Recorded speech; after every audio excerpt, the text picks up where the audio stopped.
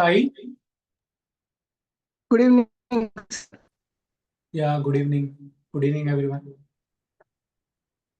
Yes, sir. Just waiting for people to log in, sir. Yeah, Shall we wait? I think we should wait for at least 5-10 minutes so that we get at least a Okay. good 25-30 Yeah. people we get at least. Hmm? Yes, sir. Yeah, I will. Meanwhile, some of you can talk and then say what the program is going to be, how is it going to be, so that Sure, sir. Sure. people are aware Yes. what is going to happen for the next 1 week.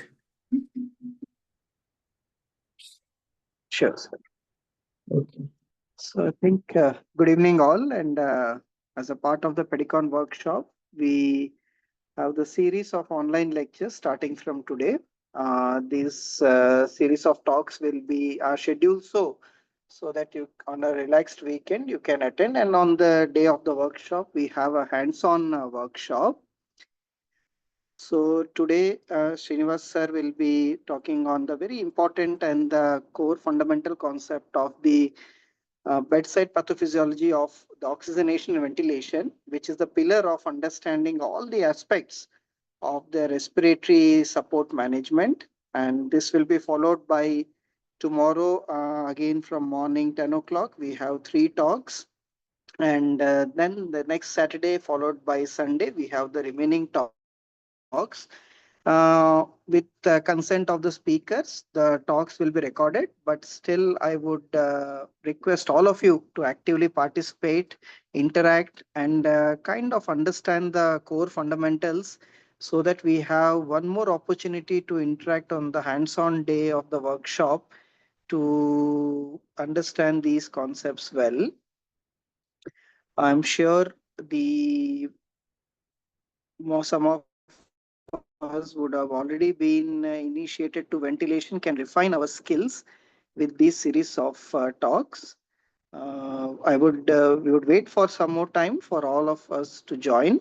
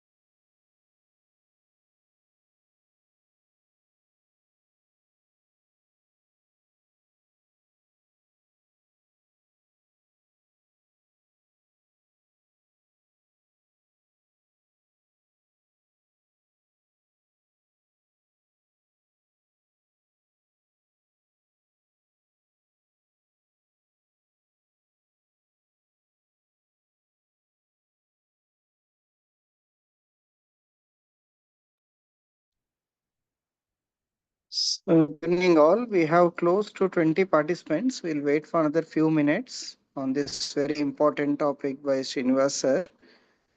And I guess this will form the core fundamental of understanding basics of ventilation in neonatal. So very, very important topic, and possibly I understand a busy Saturday OPD for a few of the practitioners. So we'll wait for 5 minutes.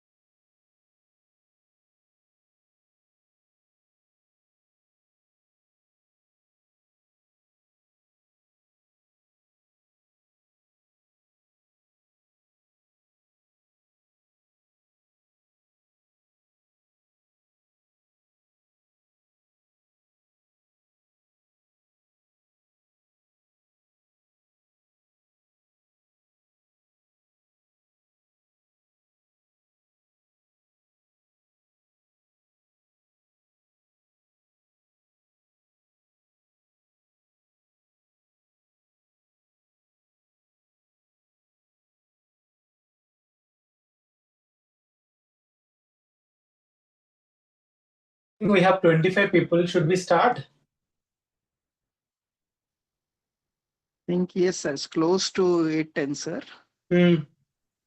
Shall we start, sir, then? Yeah. I think 3 more minutes are there for 8:10. You think we should wait for 8:10? Okay, sir. I More think people 8:10 we will start then. Okay, 8:10 star will start. Yes.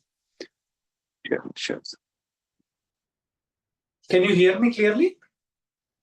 Yes, sir. You are audible, and whiteboard Yes. is also visible, sir. Yeah, so I would request everybody to pin the video so that it becomes large screen. So you need to go to see where my video is, and you right click on that, and then you will be able to pin the video. If you pin the video, only my video will be visible, and you'll be able to see the screen in big screen. Otherwise, you'll not be able to see properly. So is everybody okay with that?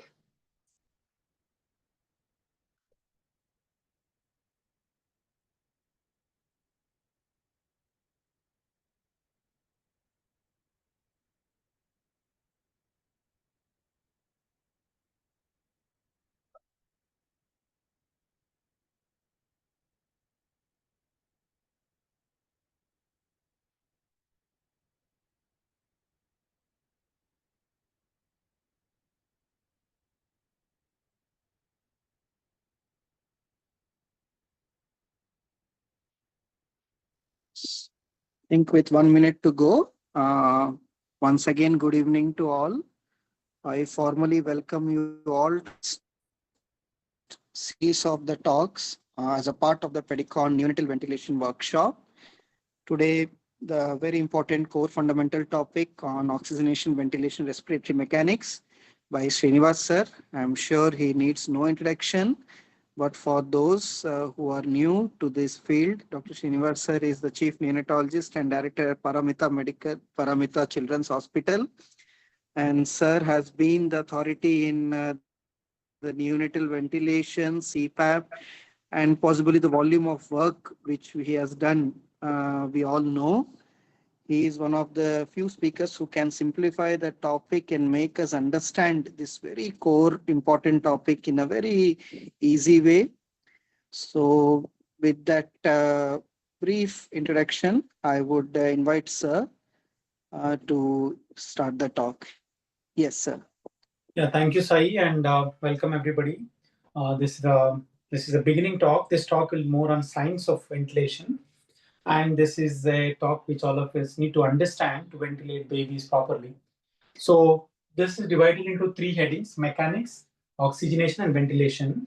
So I'll go one by one, and it'll become easier for you to understand one by one. So first, let us talk about respiratory mechanics.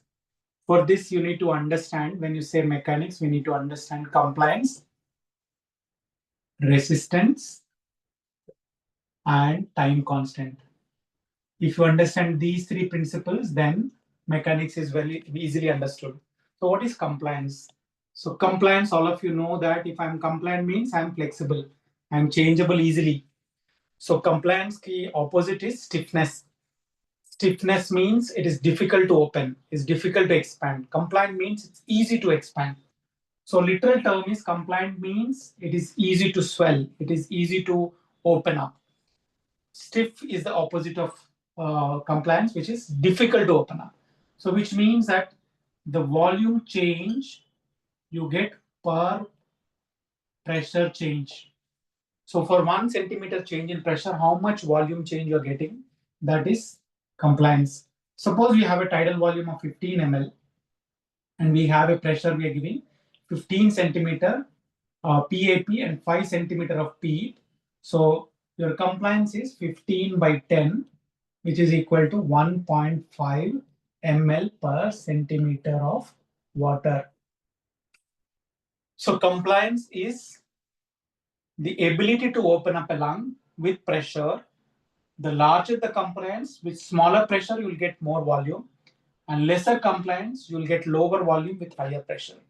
So in an RDS lung, compliance is going to be poor.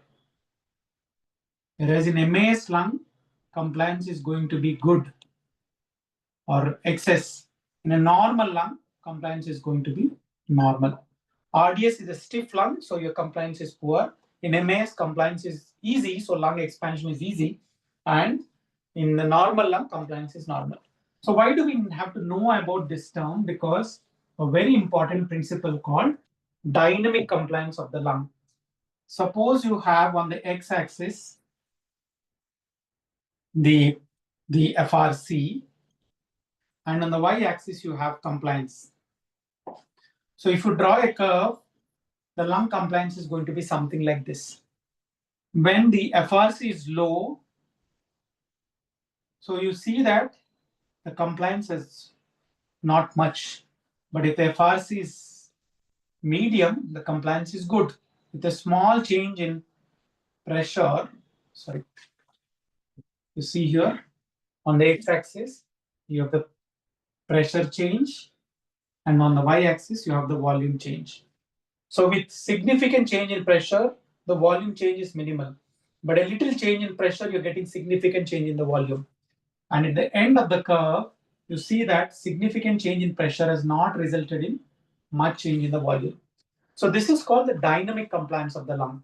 When the alveoli are stiff, it is very difficult to open the lungs. When the alveoli are medium open, it is easy to open up the lung.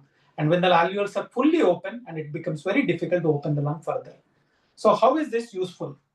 This is useful in multiple ways because first is at birth. At birth, the lungs are filled with lung fluid.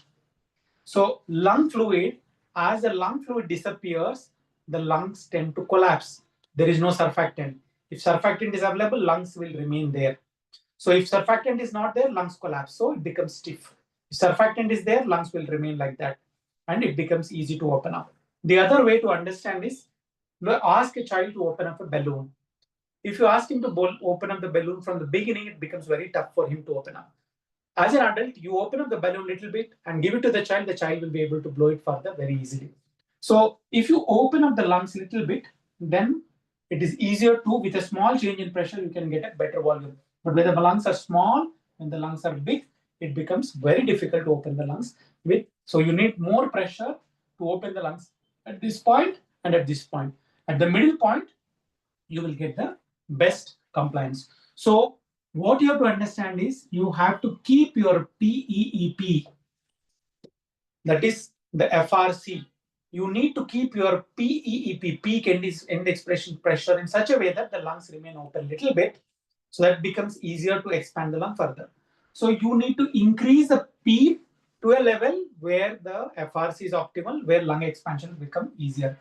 Second is at birth, the lungs are filled with fluid. So if you give CPAP at birth, then it becomes easier to open up the lung. As the lung fluid disappears, the lungs will remain like that. And even though surfactant deficiency is there, the CPAP will work best if you're giving CPAP at birth. But if you give CPAP after 4 hours, the lungs fluid has disappeared. surfactant deficiency is there. So the lungs will become stiff. So it becomes very difficult to open up the lung. So delivery room CPAP will keep the lung at optimal FRC and makes the lung expansion easier. The third point you have to remember is surfactant. After giving surfactant, so when you give surfactant into the lung, which is stiff, what happens is the surfactant coats the alveoli and makes the collapsing pressure is nullified. So the lungs become to FRC and it becomes very easy to open the lung. And so the sudden change in compliance of the lung after giving surfactant. The collapsing pressure is nullified by surfactant. So the lung volume increases and it becomes very easy to open the lungs. So after giving surfactant, there is a sudden change in the compliance. And if you keep the same pressure, what will happen? The lung will expand dramatically and it can lead to air leaks. So you need to keep optimum to keep the lungs at optimum FRC. At birth, if you give CPAP, you're going to get better benefit. And the third thing is, if you give surfactant, there will be a sudden change in the lung compliance. So you should be very careful to bring down the pressure so that the lung do not overinflate and cause pneumothorax. So remember the dynamic compliance of the lung. The lung compliance is best at middle volume. Lower volume, lungs become stiff. At higher volume also, lungs are stiff.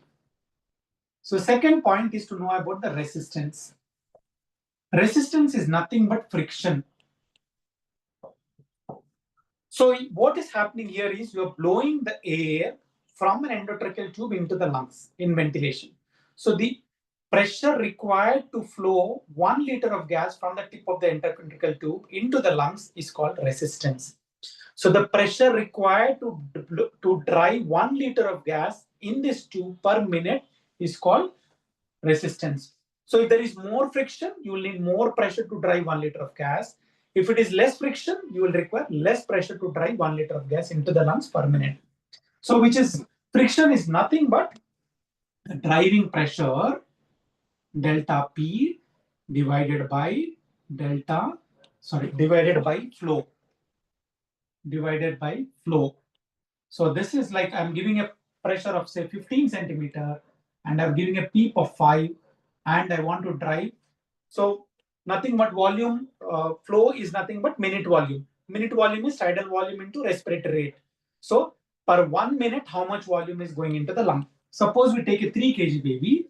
3 kg, the minute volume is 0.4 to 0.8. Let us assume it is 0.6. 0.6 into 3 is equal to 0.6 into 3. This will be the minute volume, which is liter per minute. So which is 10 centimeter pressure is required to drive 1.8 liter per minute. But we said we want to know how much pressure is required to drive 1 liter per minute of gas. So which is nothing but, let's assume it's around 5 centimeter of pressure is required per 1 liter per minute of gas flow into the endotracheal tube. So you saw here, it is the pressure required to drive 1 liter of gas from the endotracheal tube into the lungs per minute. So you need more pressure if the resistance is high. You need less pressure to drive the gas if resistance is low. So what are the parameters which determine the resistance? So the parameters which determine the resistance are, it's proportional to length. So from the tip of the nose till the gas flow happens. So if you have endotracheal tube, the length of the endotracheal tube, the longer the endotracheal tube, the more will be the resistance. And it's also proportional to viscosity of the gas. A viscous gas, you will require more pressure to drive the gas into the lung because there is more resistance. And it is inversely proportional to radius to the power 4. This is very important. Suppose what are the conditions where your endotracheal tube is lengthy? So we know that endotracheal tube should not be more than 2.5 centimeter from the lip. If you keep the endotracheal tube long, then you need to put more pressure to drive the gas into the lungs. And the second thing is, if there is adapters like ETCO2 adapter or a flow sensor or something else sitting between the endotracheal tube and the circuit, this increases the length of the circuit and that increases the resistance. So we need to keep number of devices around that endotracheal tube will be less to decrease resistance and to drive the gas at a low pressure. The second thing is most important is the radius. So radius, suppose you have a narrow endotracheal tube. So baby is, suppose you have a baby who is about 4 kg and you're using 3 centimeter endotracheal tube versus you're using a 4 centimeter endotracheal tube. So a small change in radius from 4 to 3 you brought it. A small change in radius will multiply the resistance by the rate to the power of 4. So if resistance, if the radius decreases by 0.4 or it becomes half, the radius becomes half, then the resistance will increase by, so which is like 2 raised to the power 4, which is 2 to the 4, 4 to the 8, 8 to the 16 times resistance will go up. So a small endotracheal tube, there are some secretions, which secretions will decrease the resistance, which will decrease the radius. So the resistance will shoot up to 16 times if it comes down the narrow, tube becomes narrow. So you should use the correct endotracheal tube. You should always make sure that the endotracheal tube is free of secretions. Now, where does this viscosity or flow come into picture? So a gas which is viscous, it is difficult to drive gases into the lungs. A gas which is easy to flow, it has less resistance and it is easier to push the gas into the lungs. Now helium has got the least viscosity, and that is why helium ventilation is sometimes used in difficult ventilations. Now, so you understood why your endotracheal should be only 2.5 centimeter from the tip of the lip.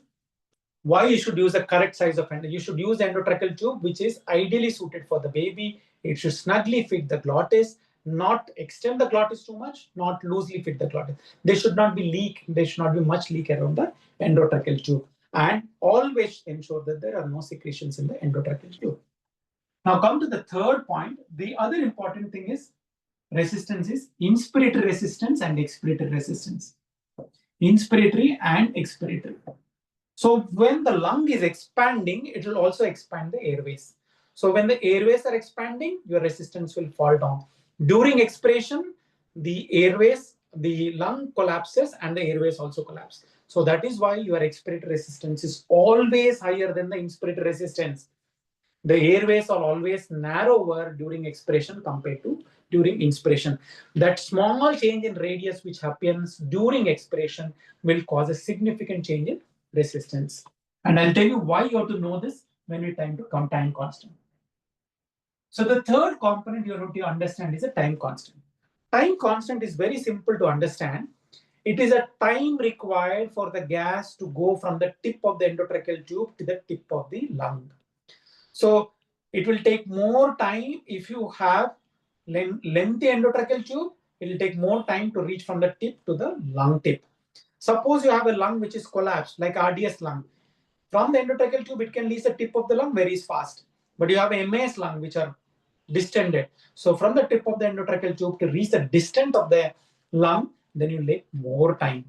The second way to understand is if your ET tube is too small, it will take longer time for the gas to reach the lungs than when your endotracheal tube is large. So which only means that time constant is nothing but compliance into resistance. So you have a compliant lung and low resistance, or a lung which is compliant and lung which has more resistance will have more time constant. It will take more time for the gas to reach from the tip of the endotracheal tube to the tip of the lung, like in BPD, bronchopulmonary dysplasia. Lungs are distended and the airways are narrow. So whereas in MAS, you will have airways narrower, again resistance is higher and lung compliance is higher. So you will have high time constant. In RDS, compliance is very low. And obviously resistance also very low, because if you use the correct endotracheal tube, the resistance also is very low. So what will happen in time constant in RDS is going to be very much decreased.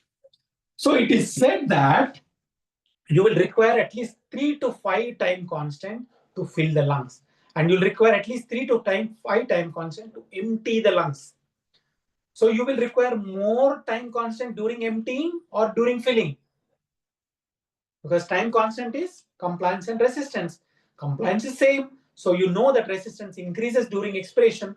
So your time constant is always higher during the expiration than during inspiration. So your expiratory time should always be higher than your inspiratory time. So normally in normal ventilation, when we say inspiratory and expiratory time, we will want to be 1:2 or more. If your inspiratory time is 1 second, your expiratory time should be at least 2 seconds or more. So it should not be less than 2 times. So if your inspiratory time is 0.35 seconds, your inspiratory time should be at least 0.70 seconds. If your inspiratory time is 0.40, your expiratory should be at least minimum 0.8 seconds. So this is why your expiratory time should always be more than your inspiratory time. And even in nature, that is what happens. So when you take a deep breath, you will be able to fill the lungs faster than to empty the lungs, because during emptying, then the airway becomes narrower and it takes more time for exhalation. So I hope you understand why you need to keep your expiratory time longer than inspiratory time.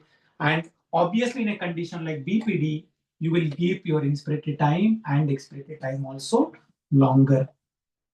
In RDS, since your time constant is very small, you keep your inspiratory and expiratory time to be smaller, but the ratio should be at least 1:2 or more. Always the ratio is 1:2 or more. You can have this 4 or 5 or 6, but it should be more than 2, the expiratory time. Okay. So that finishes the 3 most important things to understand ventilation mechanics: compliance, resistance, time constant. So compliance is distensibility versus stiffness, resistance is a friction, and time constant is a time for gas to reach from the tip of the endotracheal tube to the tip of the lung. The longer so it is nothing but it's a multiplication of compliance and resistance. If resistance is higher, time constant is going to be longer. And if compliance is higher, time constant is going to be longer. So with that, we know about compliance, resistance, and clinical application of this. So the most important change you will have to make to decrease resistance is what? Maybe you can write in the chat box. If you're ventilating a baby, if you want to decrease the resistance, which are the most important thing you have to take care of? Because if you have CO2 retention, you're not able to ventilate well, and the problem is most likely resistance. So what are the things you need to do? So first is to suction so that the airway becomes wider.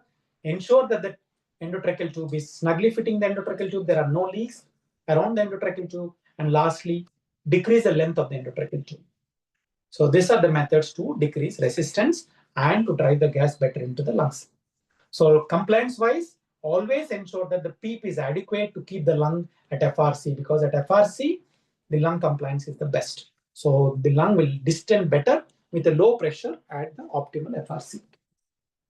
Okay, that is why you have to keep your PEEP adequate. How do you know your PEEP is adequate? And especially in newborn babies, when you increase the PEEP at one point of time, you will see the retractions have come down. If there are no retractions or if there are minimal retractions, you know that your PEEP is adequate or your FRC is optimal. Or you take an X-ray, and if the X-ray is showing 6 to 8 rib spaces, then you know that your FRC is optimum and your PEEP is optimum. So your compliance is going to be the best. So that's all about the respiratory mechanics. Then we move on to the second aspect, that is oxygenation. Now, oxygenation is nothing but how do we ensure that the gas from the atmosphere will reach the lungs? So to ensure that the gas from the atmosphere goes to the lungs and from the lungs it goes to the blood, you need to apply a simple principle that oxygenation is nothing but MAP into FiO2. So how much pressure, the mean airway pressure, the lung is expanded, the lung pressure, the mean pressure you give to the lung will determine how much surface area of gas exchange you get. So the surface area, if you want to increase the surface area of gas exchange, then you have to increase the mean airway pressure. The mean airway pressure, if you increase the mean airway pressure, oxygenation is going to be better. Or the other method is you increase the concentration of oxygen which you're giving into the endotracheal tube. So there are only 2 methods of increasing oxygenation. That is to drive the gas from the atmosphere to go into the blood. One is by MAP, second is by concentration, that is fraction of inspired oxygen. So what is this MAP? I said it is the mean pressure which you are giving to the lung. So it has to be PIP, that is a peak inspiratory pressure, which is the pressure during inspiration, into time, inspiratory time, plus peak expiratory pressure, which is the pressure during expiration, into time, expiratory time, divided by Ti plus Te. So, which is the total time of one respiratory cycle. So, you want to increase the MAP, you can increase the PAP, or you can increase the TI, or you can increase the PEEP, or you can increase the TE. So, but you know that if you increase the TE, your TI will come down. So you need to do only few things to increase the MAP. Best thing is to increase the PEEP.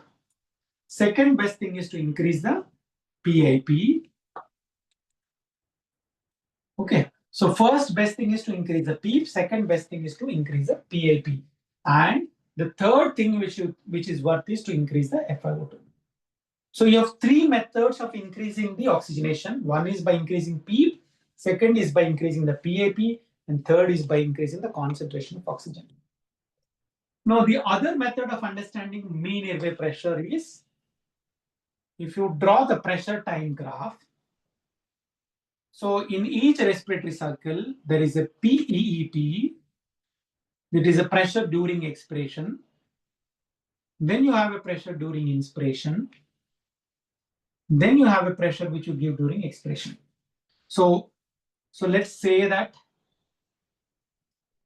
so this is from onset of inspiration till the end of inspiration. From the onset of expiration till the onset of inspiration. So this is TE, this is TI.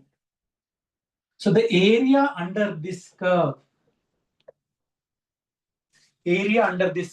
is the map of mean airway pressure. Again, you can see here that this is the PIP, because this is the pressure which you are giving during inspiration or inspiratory time, and this is the pressure which you are giving during expiratory time, that is the PEP. So this area, you know that PAP into TI plus PEEP into TE. So this is the area which you are looking at for one respiratory cycle, which is the mean airway pressure you are delivering to the lungs.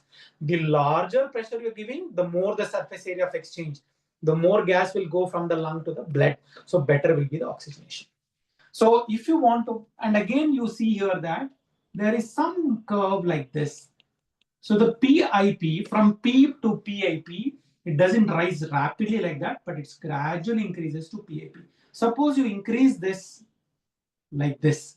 How can you get from PEP to PIP faster? By increasing the flow of gases. You have more flow in the circuit, you will be able to achieve PIP faster. So your sine curve becomes a square curve. By converting a sine curve to a square curve, or by increasing flows, also you can increase the map. So basically what I'm trying to tell is, if you have problem in oxygenation, you should try to improve the mean airway pressure and increase FiO2. So the methods of increasing mean airway pressure are PEEP, PIP, flow, or TI.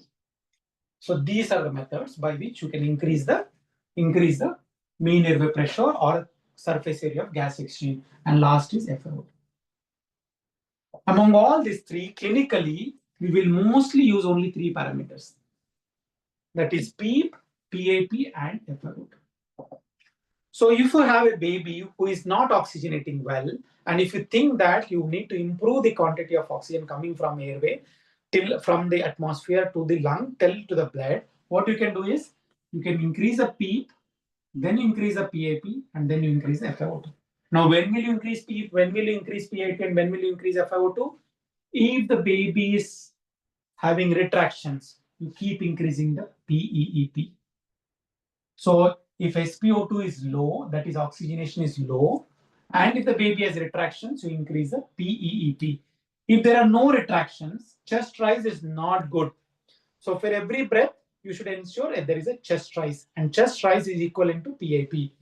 So inspiratory time, the PAP pressure. So if your chest rise is not good, then you increase. So PEEP you will increase if there is hypoxia. You will increase the PEEP if there are recessions. But if there are no recession, then chest rise is poor, then you increase the PAP. Recessions are not there, chest rise is good, then you increase the FiO2. So this is the last. So whenever baby is hypoxing and if the baby is on ventilator, you should think that how can I increase the surface area of gas exchange and how can I increase the oxygenation. So the methods looks like if there are retractions, you will increase first the PEEP. If no retraction, look at the chest rise. If chest rise is not good, increase the PAP. If retractions are not there, chest rise is good, then you increase the FiO2. So in that order, you will always go. So that is the principle of oxygenation. So in CPAP, MAP is nothing but CPAP pressure, and FiO2 is same. Whereas in mechanical ventilation, you've already seen PIP into TI plus PEEP into TE by TI plus TE and FiO2. So you can increase this or increase this or increase this. In HFOB, again, you have the same parameter MAP and FiO2. So in CPAP, if you want to increase the MAP, you increase the CPAP pressure or increase FiO2. When will you increase the CPAP pressure? The baby is hypoxic and has recessions, increase CPAP pressure. No retractions hypoxic, increase FiO2. Mechanical ventilation, if retractions are there, first increase PEP. No retractions, chest rise not good, increase the PAP. No retraction, chest rise good, increase FiO2. In HFOV, wiggling is not good. Sorry, if you need to look at MAP in HFOV on the X-ray. If X-ray is showing 7 to 9 spaces, that means your MAP is all right. If it is less than 7 spaces, increase the MAP, increase the surface area of exchange. And if MAP is already good, lung inflation is already good on the X-ray, then increase the FiO2. So that's all about oxygenation. Then the last component is the ventilation. So there is only one parameter, which is ventilation is nothing but driving CO2 out of the blood to the atmosphere. So oxygenation is how we are getting the atmospheric oxygen to the lung and from there to the blood. And ventilation is how we are able to get the blood CO2 to the atmosphere. And the single most parameter which determines the ventilation is minute volume. And all of us know that minute volume is nothing but tidal volume into rate. And this is nothing but alveolar tidal volume plus dead space into rate. So what we want normally is to improve the alveolar minute volume, which means we want to increase the alveolar tidal volume and the rate. And we want to decrease the dead space as much as possible. If you decrease the dead space, alveolar tidal volume will increase. And if alveolar tidal volume is better, you will have better ventilation. So what are the predictors of tidal volume? So tidal volume predictors are PIP minus PEEP. This is the driving pressure. This pressure is the one which will determine your tidal volume. So, and respiratory rate. So then you also know that PIP minus PEEP, there is another variable called dead space. So our aim if your aim is to wash out CO2, what will you do? You can increase the tidal volume. How can you increase the tidal volume? By increasing PAP or by decreasing PEP, because decreasing PEP or increasing PIP will cause change in tidal volume, increase the tidal. Or the third method is to decrease the dead space. And the last is increase the rate. So if you have a problem in CO2, our aim should be to increase the tidal volume or increase the respiratory rate. And how do we increase the tidal volume? Either by increasing PAP or by decreasing PEP or by decreasing tidal dead space or by increasing respiratory rate. So which of them we'll choose? So in all babies with CO2 retention, our first aim should be first decrease the dead space.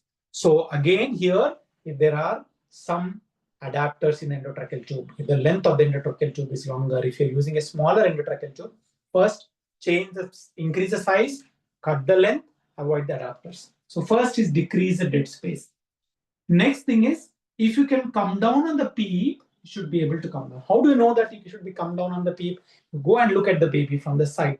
If the chest looks stiff, there are no retractions, chest is looking stiff, then you come down on the PEEP. So second point is to decrease the PEEP. The last point is to increase the PIP. And last, fourth method is by increasing the respiratory rate. Among all this, the least important is respiratory rate. So we have been always learning that to wash out CO2, increase the rate. But in ventilation, to wash out CO2 first, decrease dead space. Then if there is a possibility of decreasing PEEP, you decrease the PEEP. And if these two are not possible, then increase the PIP or delta P. And always your change in CO2 should not be made with respiratory rate. It should always be made from dead space, PEEP, and lastly the rate in that order. So I hope you understood this. So in the conventional ventilation, in CPAP, CO2 is automatic. The baby decides how he has to wash out the CO2. That's why blood gases need not be done routinely in CPAP babies. Whereas in conventional ventilation, so dead space, PEEP, PIP, and rate. The third point is an HFOV. In HFOV, again, minute volume or the minute volume of HFOV is proportional to delta P into frequency. So here you can increase the delta P. By increasing delta P, you will get better CO2 washout.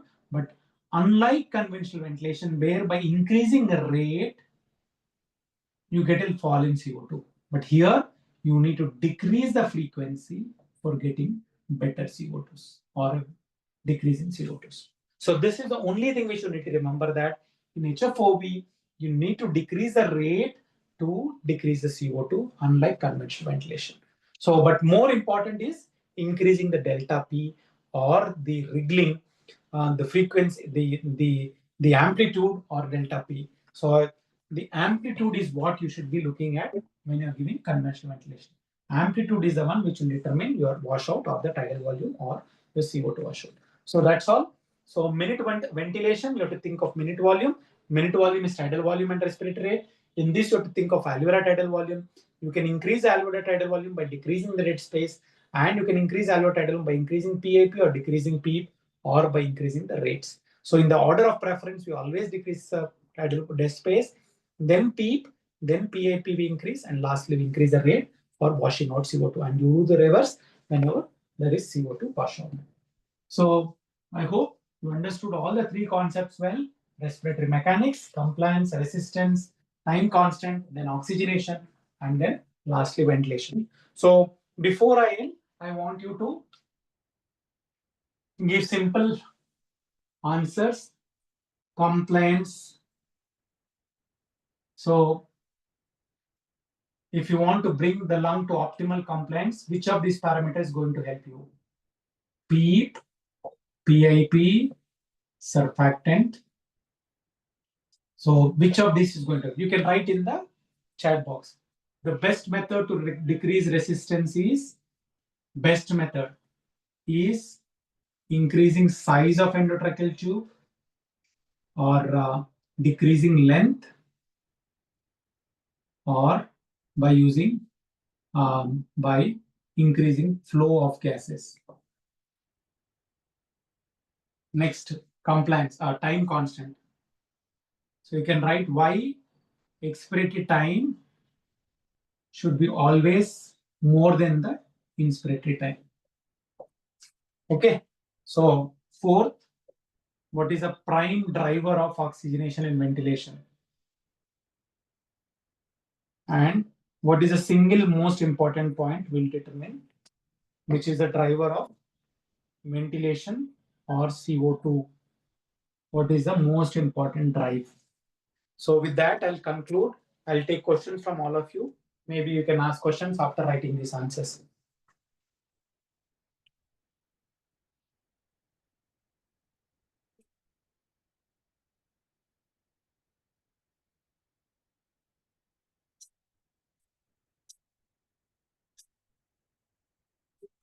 I don't see much of the answers. So very few people are answered. So Sai.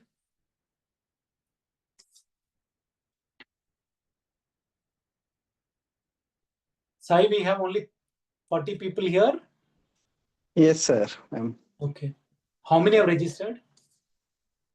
Around 35, sir. Some of our students also asked them to join, sir. Okay.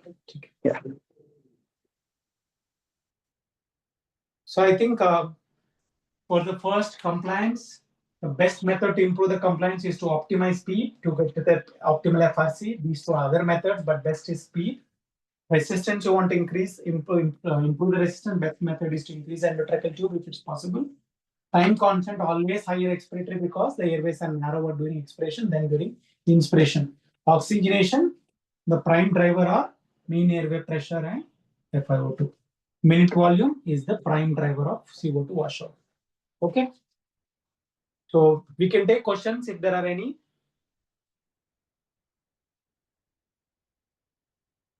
Sai, any questions?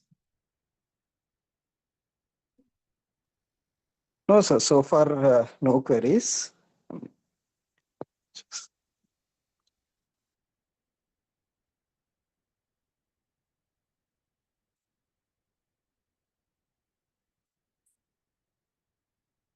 So best method is PEEP, not surfactant.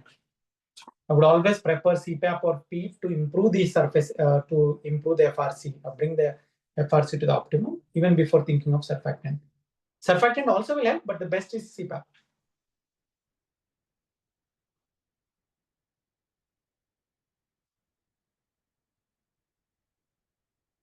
Okay. In heterogeneous lung disease, how to apply these principles.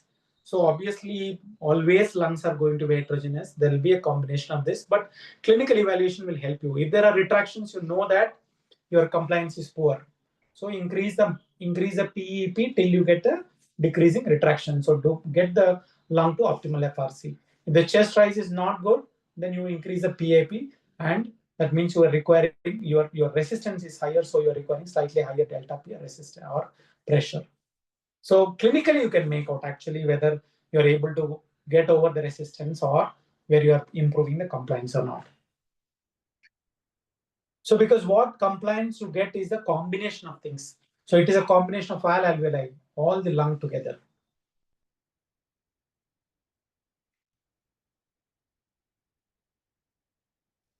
Okay, Sir, so one the time question is constant, why the are time 3 required to for if you start the gas to flow from here till the lung, it is one time constant. To fill the lung, I'm saying it is 3 to 5 time constant. So if you start from here to here, your gas will go from here till here. Use one molecule of gas to go from here to here is one time constant. But to fill the lung completely, it will require 3 to 5 time constant. But basically, assuming that you're giving adequate flows. Same is true. 3 to 4 time constants are required for emptying lung also. Always it takes longer time to empty lung than to fill the lung. So it's based on a mathematical principle, that is your T half.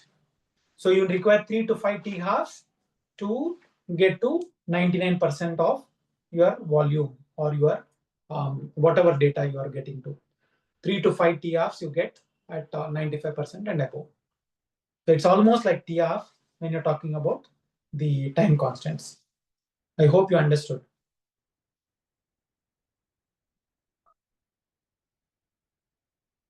So how was the visibility? Is it board okay? Very clear, sir. Okay. The board is good, sir. I mean, we could see. Thank you. Yeah. Any other queries? I think sir has said about this is very important to understand. I think every aspect of managing neonatal ventilation.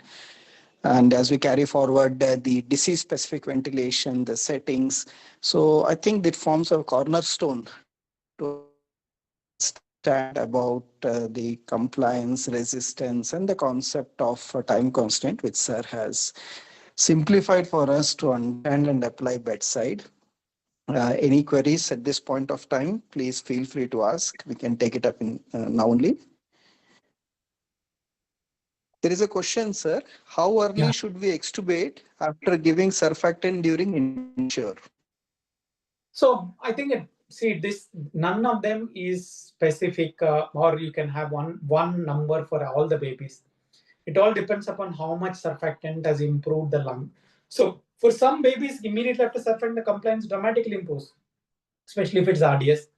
But if it's a very preterm baby, giving surfactant one dose may not make much change in the drop in the pressures. So you need to be constantly watching and see how the chest is moving, or look at the compliance curve and see how much is the change in compliance you have noted. by increasing the PEEP or by giving surfactant. So there is no specific time you can give, but at least 4 to 6 hours you have to be around the baby to see that actually your surfactant has worked or not worked, and how well it has worked.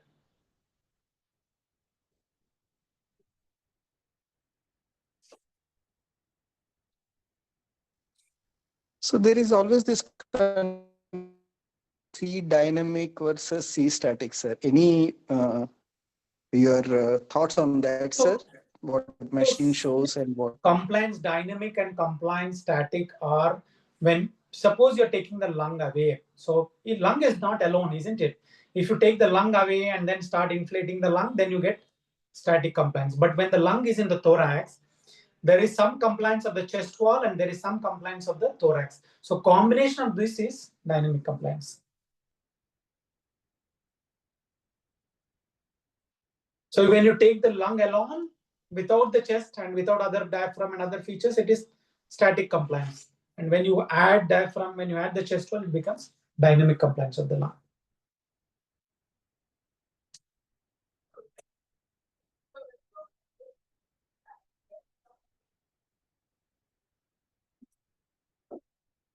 Frequency reduction and washout. Okay, so I think this is very simple.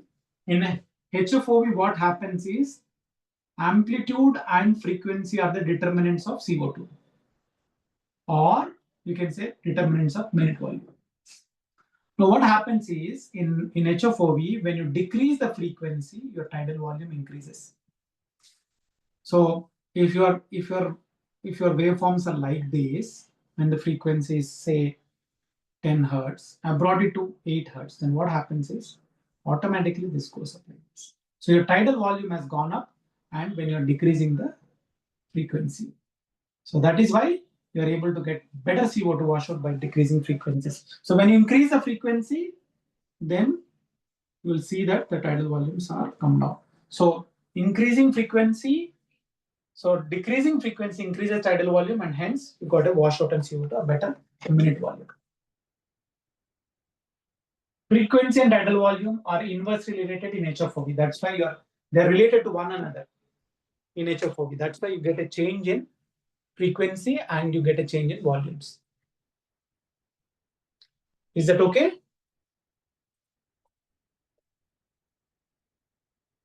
Okay, I think Sai, yes, many people have left already. So yeah, shall we close yes, it? sir. Yes, sir. Thank you, sir, for that wonderful talk and simplifying the very core concepts. Can we share the video record of this talk, sir, with Yeah, the please do, participant? and share with me also. I'll Sure, put sir. in my YouTube. Definitely, sir. Definitely. Yeah. Thank you. So, thank you, sir. Thank you. And good night, everyone. See you all tomorrow morning at 10 o'clock for the remaining talks. We will be sharing the link of the Zoom link tomorrow morning in the group. Thank you, sir. Thank you, everyone. Good night. Good.